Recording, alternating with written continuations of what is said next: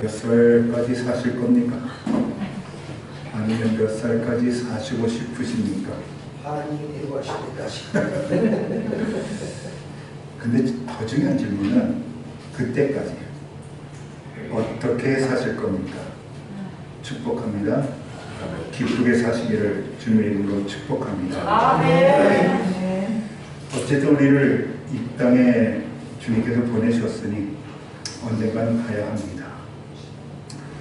두 번 이 세상에 사는 사람이 없고 이 땅에서 100살 이상 사는 사람도 별로 없습니다. 그저 한 세상일 뿐입니다. 그러므로 한 세상 살 바에는 이왕이면 기쁘시게 사시기를 주님의 이름으로 축복합니다. 아멘. 웃으면서 행복하게 사시기를 바랍니다. 아멘. 우리 한 줄에 한 명씩 앉았으니 악수할 수는 없지만 서로 눈빛이라도 서로 마주치면서 인사합시다.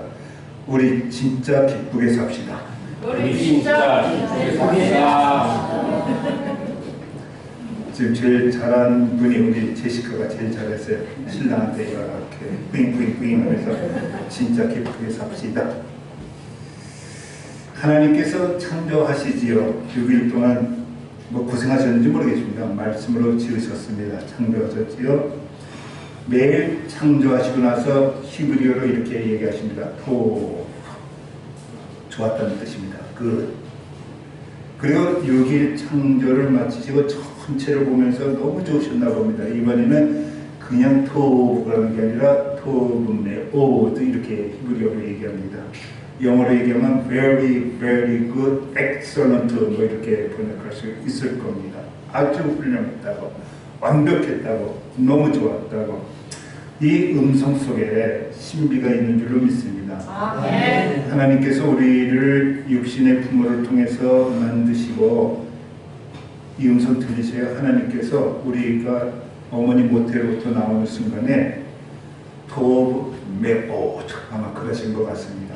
정말 내가 잘 만들었다고, 내가 김철환 잘 만들었고 민정이 잘 만들었다고, 토메오도 완벽한 창조물로 만들어 주셨습니다. 그리고 나서 그 창조하신 것으로도 부족했는지 하나님께서 한 번 더 수고를 하십니다. 동쪽에 아주 예쁜 동산을 만드십니다. 보니까 아담과 이브의 신혼동산이었던 것 같습니다. 마음껏 그곳에서 사랑하라고, 마음껏 그곳에서 행복하게 보내라고 동산을 만들어 주시고 이름을 뭐라 지으셨다고요? 에덴 동산. 오케이, 거기까지 아신 거 중요해요. 근데 여기까지 아셔야 돼요. 에덴의 뜻이 뭡니까? 에덴의 뜻이 뭐예요?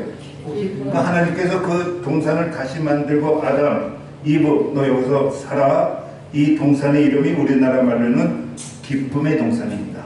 그러니까 여러분 에덴 동산이라고 하는 것의 이름을 꼭 아셔야 돼요. 하나님께서 우리를 최초에 허락해 준 동산은 기쁨의 동산이에요. 왜 기쁨의 동산으로 우리를 인도하셨을까?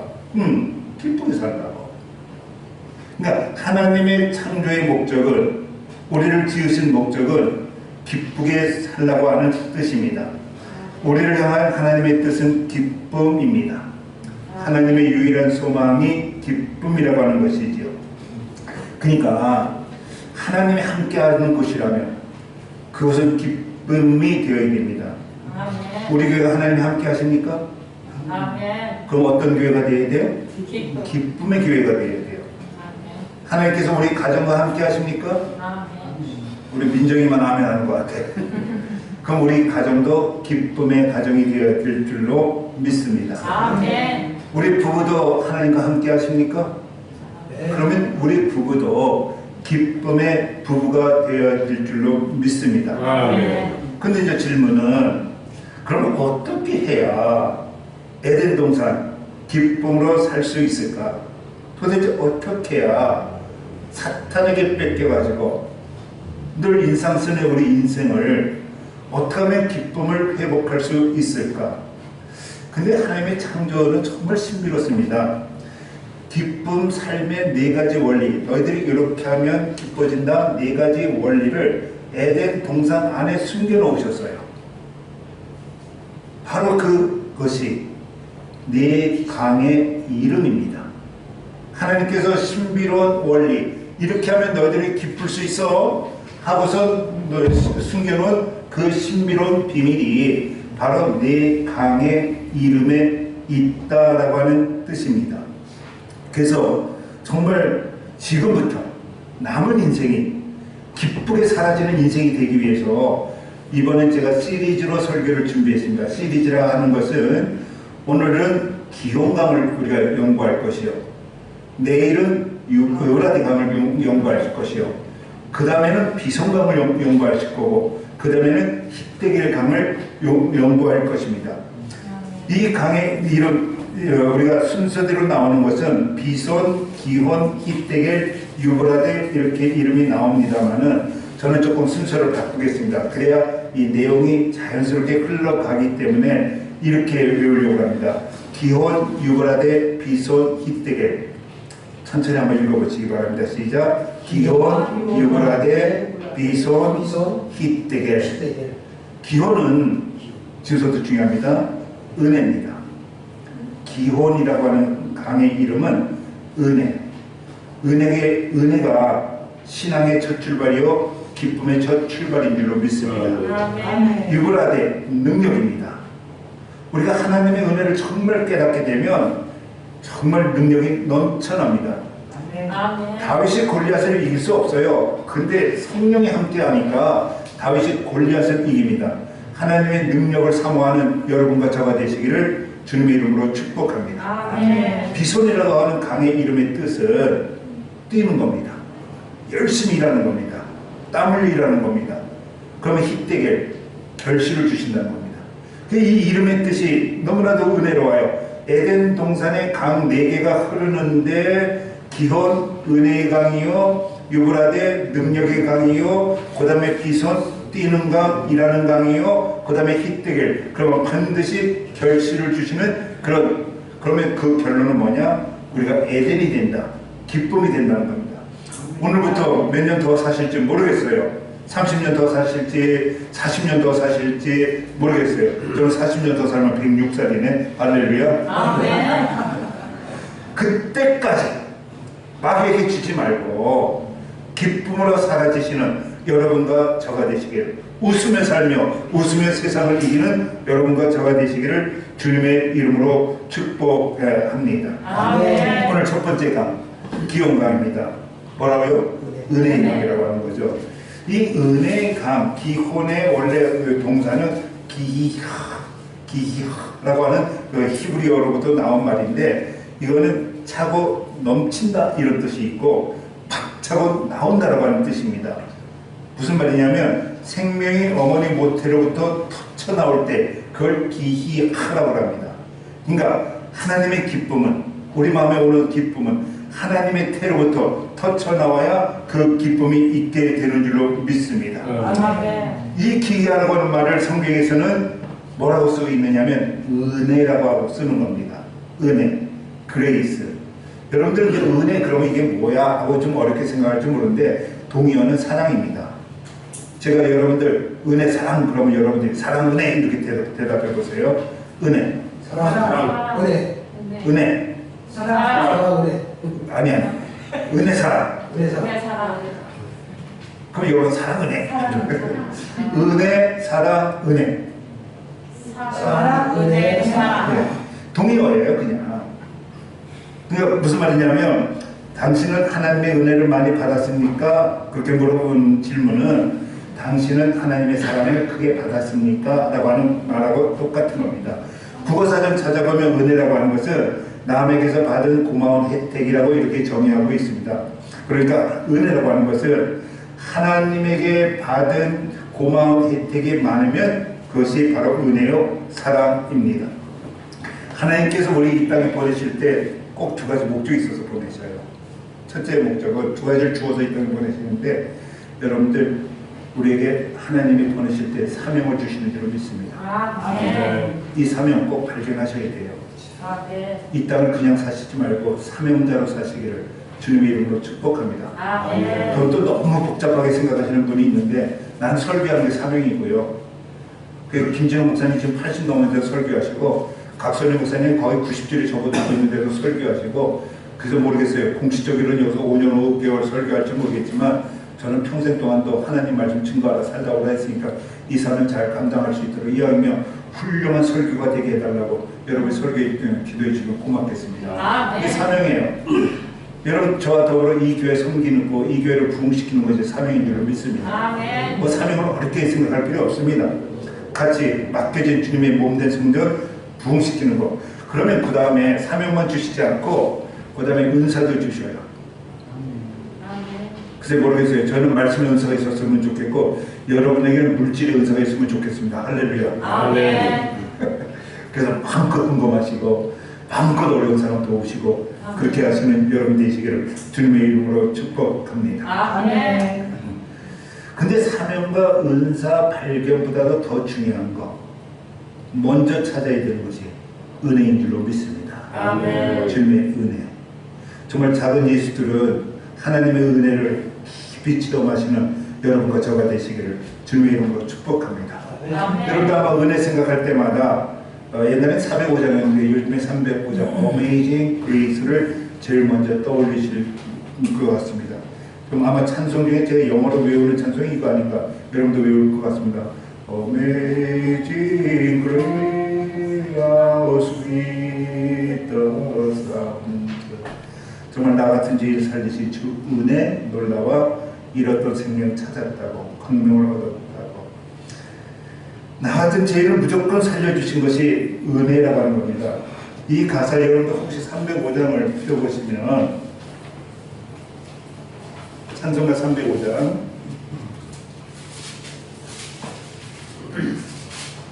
뭐 아시는 분은 아시겠지만 혹시 하나 설명드립니다. 이 찬송가에 보면 여기 이제 305장 찾으셨죠? 네. 그러면 요 왼쪽 요 밑에 뭐가 있어요? 은혜와 사랑. 예, 밑에 뉴턴이라고 하는 이름이 있죠? 그러면 오른쪽에는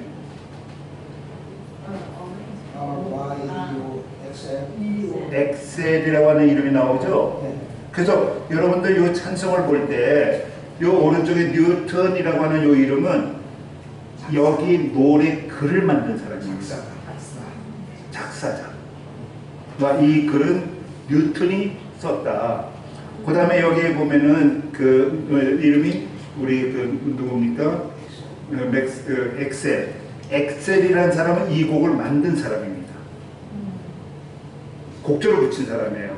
그러니까 이제 지식으로. 근데 요거는 누가 쓴 글이다? 그러니까 어느 때는 글 쓴 사람하고 작곡한 사람이 같을 수도 있고 여기처럼 글 쓴 사람하고 작곡자가 다른 경우도 있어요. 저 음악 선생님 앞에서 내가 저기 뭐예요? 엉덩이에 주름을 잡고 있습니다. 그래서 여기 이거는 뉴턴이 썼다라고 하는 거예요. 그러면 이 뉴턴이 그럼 누구냐?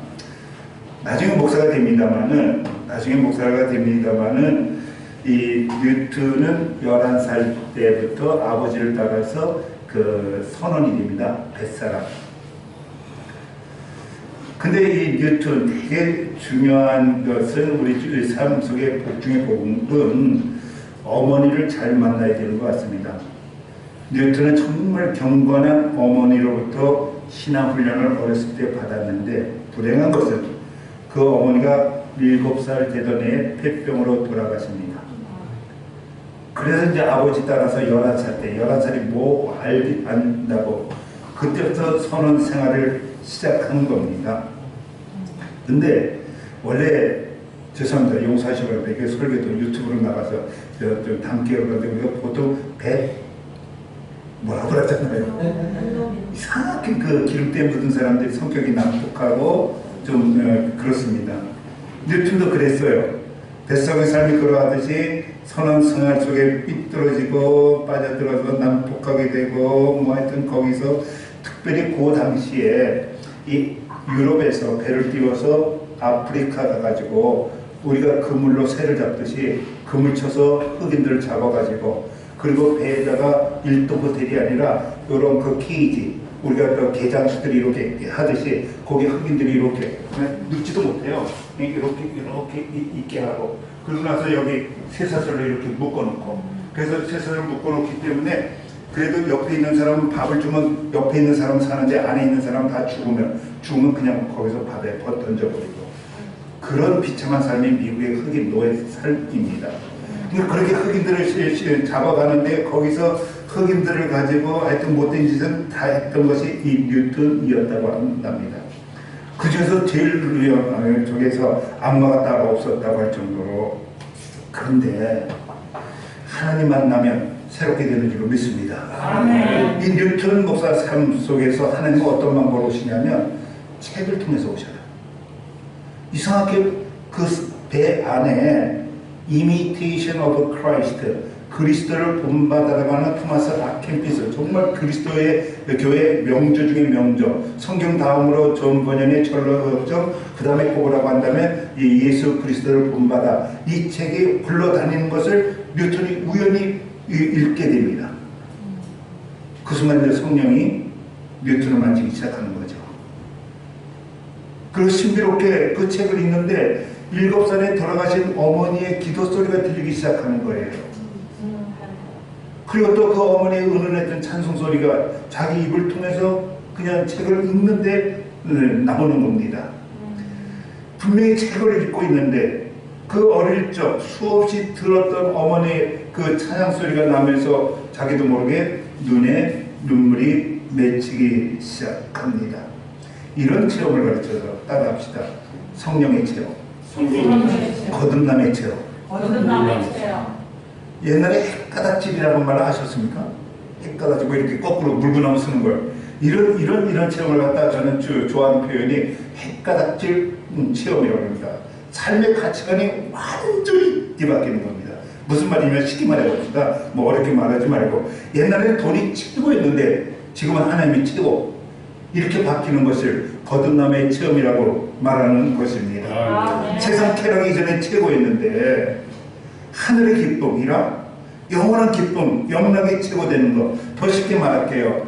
옛날에는 내가 1등이었고 하나님이 꼴찌였는데 거듭남의 체험을 하고 나면 하나님 1등, 내가 3등.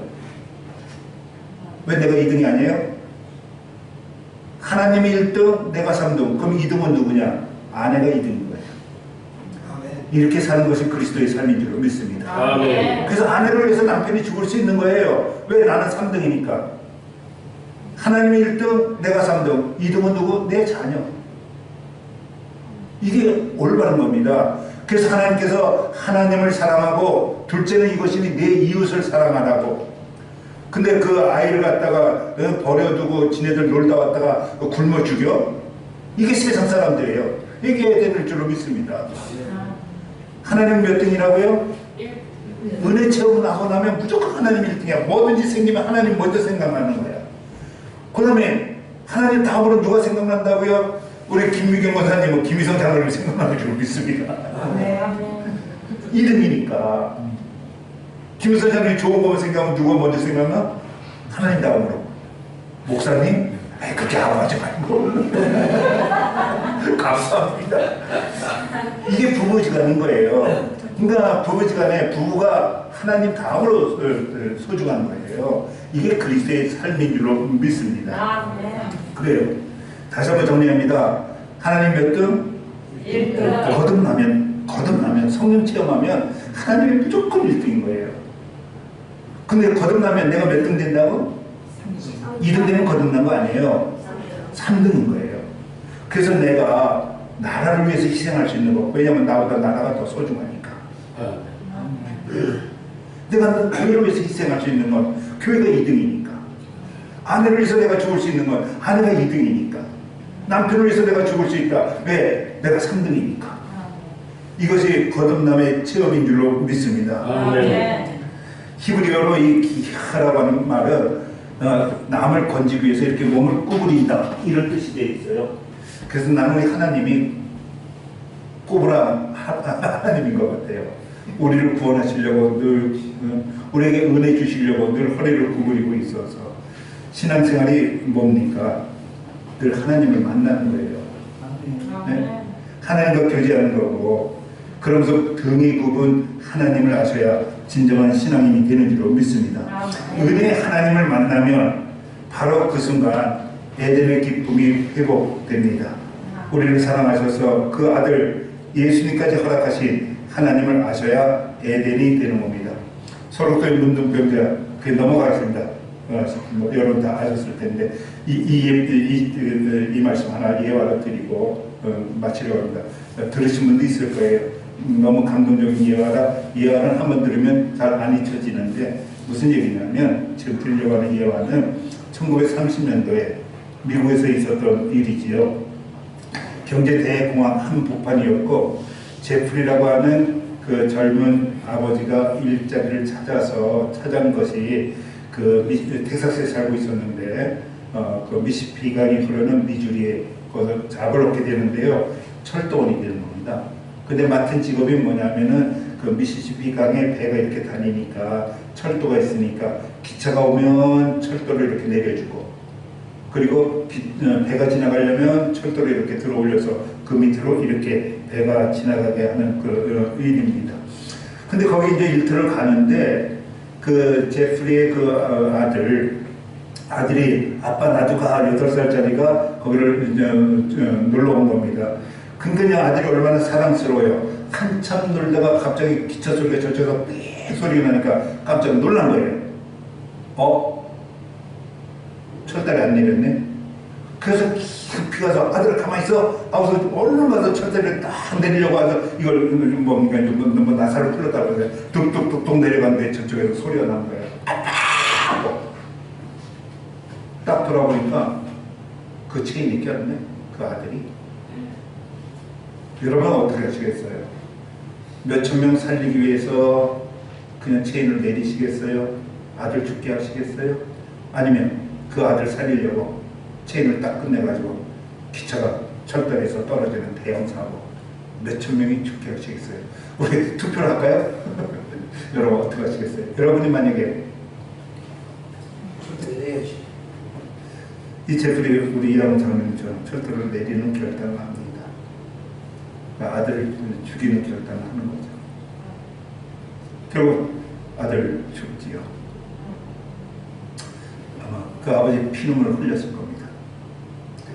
근데 기차가 지나가는데 거기를 지나갈 때는 그 철다리가 이렇게 오르고 내리니까 유독 직직포고 기차가 더 천천히 가는 거예요. 그러니까 창문을 통해서 다 보이는 거죠. 거기에 그렇게 글이 쓰여 있더라고요. 중년 신사들이 그 신문을 이렇게 보고 있는데 밖에서 그렇게 외쳤대요. 당신들 아시냐고. 당신 살리려고 나는 내 아들 죽였다고. 아주머니들은 뜨개를 뜨고 있더래요. 그 아주머니들을 통해서도 뭐 밖에서 들리나요? 치치뽀뽀 뭐 유리 다 닫고 있는데 그래도 소리 지르면서 아줌씨들 아시냐고. 당신들 살리려고 나는 내 아들을 죽였다고. 꼬마들 막 이렇게 노는데 너희들 아니? 너희들 살리려고 나는 내 아들을 죽였다고. 여러분들 이것이 요한복음 3장 16절인 줄로 믿습니다. 아멘. 하나님이 세상을 이처럼 사랑하사 독생자를 주셨으니 누구든지 저를 믿으면 멸망하지 않고 영생을 얻으리라. 이 말씀은 세상을 향해서 하나님의 절규입니다. 김철아 너 아니? 내가 너 살리려고 내가 예수를 죽였노라. 이게 하나님의 음성인 거예요. 너를 천당 데리고 오려고 내가 예수를 보냈다고. 여러분들 이 은혜를 깨달으면 우리의 마음속에 기쁨이 회복되는 줄로 믿습니다. 아멘. 오늘 시리즈로 설교 드릴 겁니다. 오늘 첫 번째 설교 들으셨습니다. 오늘부터 내 피, 내 강물을 피라고 표현해도 좋겠습니다. 생명의 피, 기원의 강물이 우리 마음속에 흐르시기를, 은혜의 강물이 흐르시기를 주님의 이름으로 축복합니다. 아멘.